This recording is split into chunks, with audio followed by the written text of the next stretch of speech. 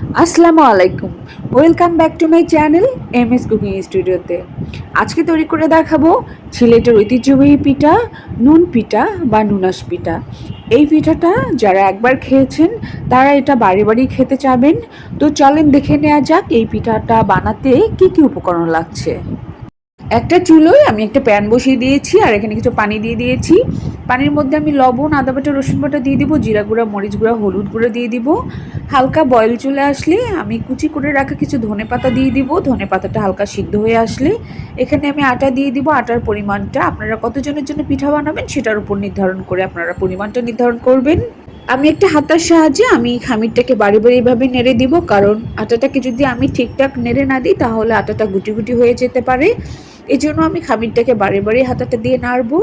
তারপরে এটাকে আমি 5 মিনিট রেখে দিব। 5 মিনিট পরে ঢাকনাটা তুলে খামিরটাকে আমি একটা প্লেটের মধ্যে ঢেলে নিব।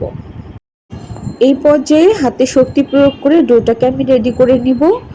ডোটা আমার যত বেশি মিহি হবে আমার পিঠাটা তত বেশি সফট হবে। এই পর্যায়ে আমার ডোটা রেডি। এখন আমি ডো থেকে হালকা গোল করে একটু ডো নিয়ে নিব। তারপরে একটা বেলুন পিড়ার মধ্যে ডোটাকে নিয়ে নিব। একটা বেলুনের সাহায্যে ডোটাকে আমি এভাবে বেলে নিব। তারপরে একটা বাটির সাহায্যে আমি গোল গোল করে পিঠাগুলোকে এভাবে কেটে নিব।